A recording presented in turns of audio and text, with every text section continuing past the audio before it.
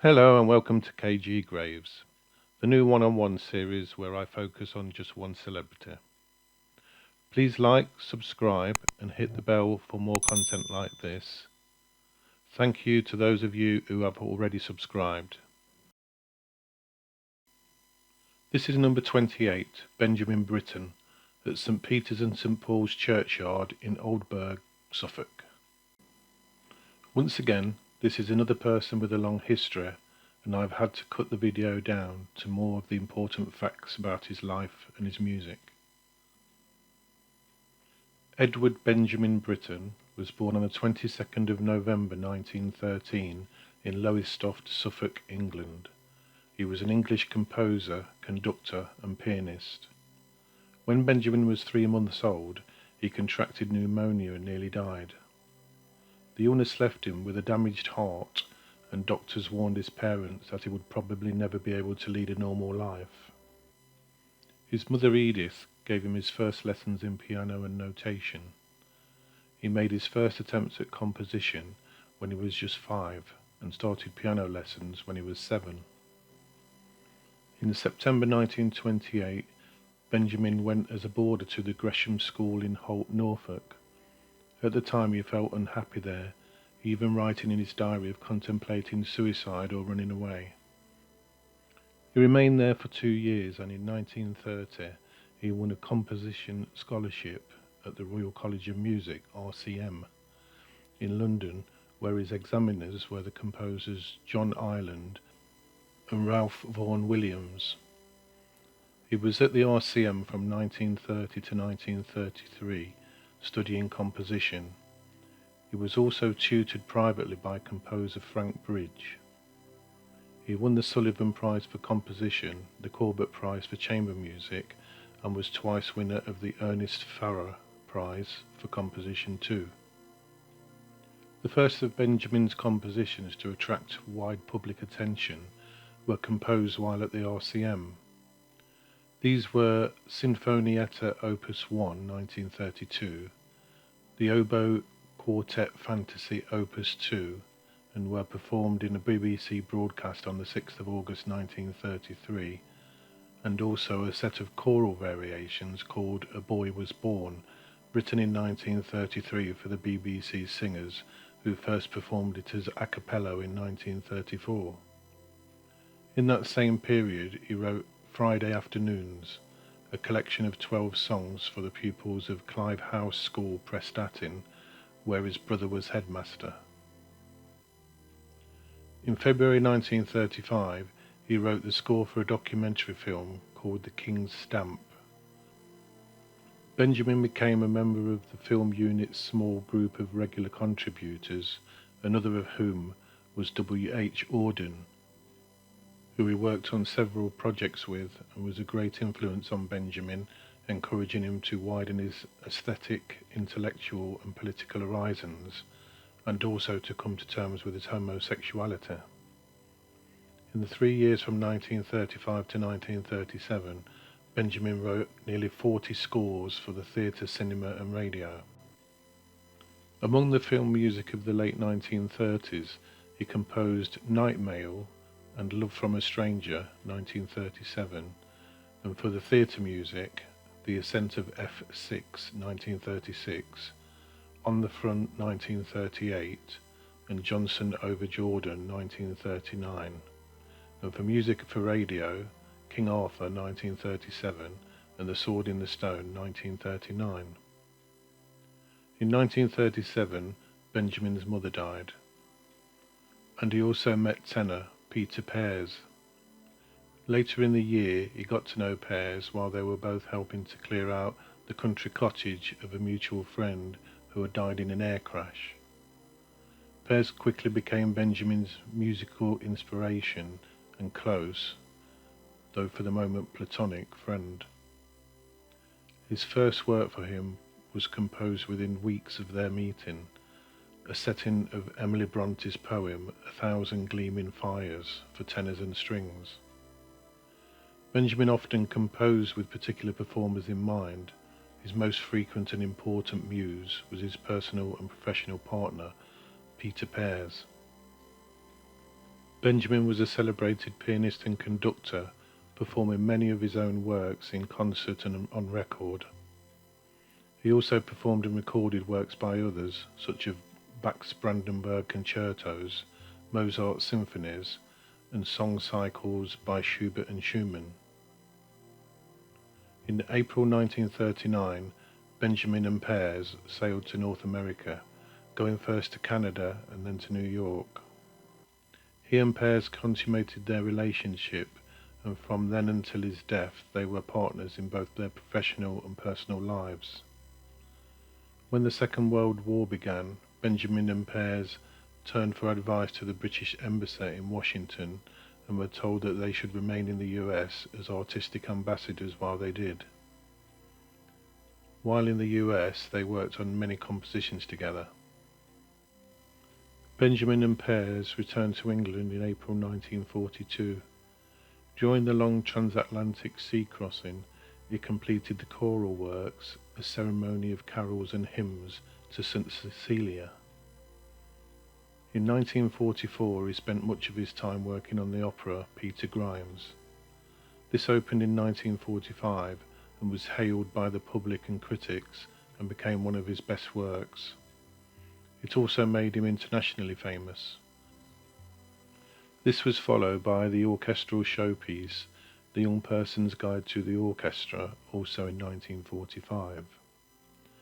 Over the next 28 years, he wrote 14 more operas, establishing himself as one of the leading 20th century composers in the genre.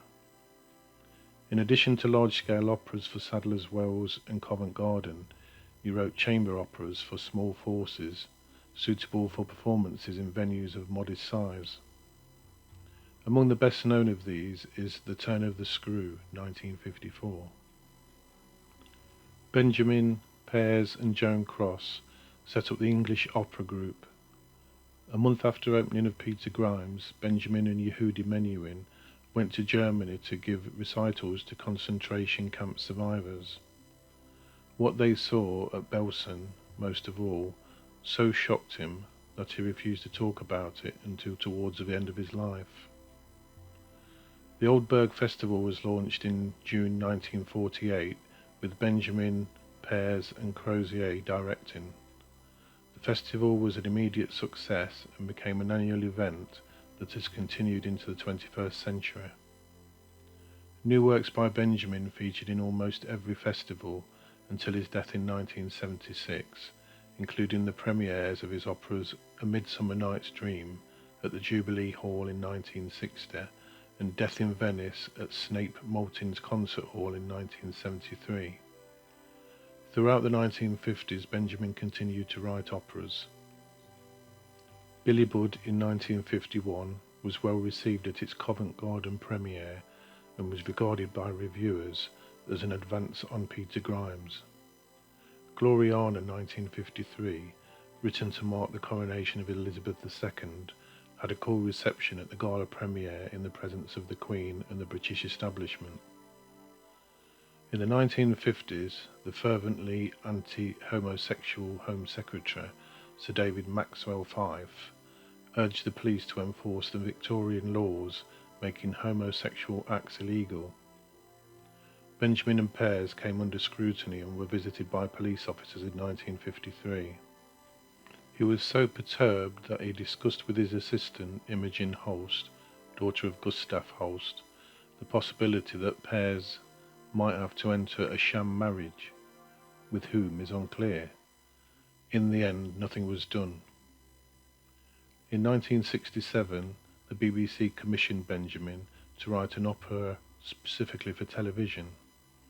Owen Wingrave was based, like The Turn of the Screw, on a ghost story by Henry James. He did not complete the score of the new opera until August 1970. It was first broadcast in Britain in May 1971, when it was also televised in Austria, Belgium, Denmark, France, Germany, Ireland, the Netherlands, Norway, Sweden, Switzerland, the US and Yugoslavia. In September 1970, Benjamin asked Miforny Piper, who had adapted the two Henry James stories for him, to turn another prose story into a libretto. This was Thomas Mann's novella, Death in Venice, a subject he had been considering for some time. At an early stage in the composition, he was told by his doctors that a heart operation was essential if he was to live for more than 2 years. He was determined to finish the opera and worked urgently to complete it before going into hospital for surgery. He eventually went into the National Heart Hospital and was operated on in May 1973 to replace a failing heart valve. The replacement was successful, but he suffered a slight stroke affecting his right hand. This brought his career as a performer to an end. While in hospital, he became friendly with a senior nurse, Sister Rita Thompson. She moved to Aldeburgh in 1974 and looked after him until his death. Benjamin's last works include the suite of English folk tunes, A Time There Was, 1974, the Third String Quartet, 1975, and the dramatic cantata, Phaedra, also in 1975. In June 1976, the last year of his life, Benjamin accepted a life peerage, the first composer so honoured, becoming Baron Britten of Aldeburgh in the county of Suffolk. In November, Benjamin realised that he could no longer compose. On his 63rd birthday, on the 22nd of November, at his request, Rita Thompson organised a champagne party and invited his friends and his sisters Barbara and Beth to say their goodbyes to the dying composer.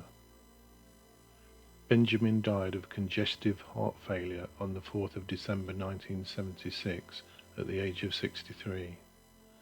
The authorities at Westminster Abbey had offered burial there, but Benjamin had made it clear that he wished his grave to be side by side with that, in due course, of Pears. A memorial service was held at the Abbey on the 10th of March 1977, for which the congregation was headed by Queen Elizabeth, the Queen Mother. He received many accolades and awards during his career, and there are 3 memorial plaques to him at 3 of his London homes: 173 Cromwell Road, 45A St John's Wood, High Street, and 8 Galliford Street in Islington. In April 2013, Benjamin was honoured by the Royal Mail in the UK as one of the top 10 people selected as a subject of the Great Britain's commemorative postage stamp issue. In September 2012, to mark the composer's forthcoming centenary, the Royal Mint issued a 50p piece, which was the first time a composer has featured on a British coin. Let's see where his grave is located.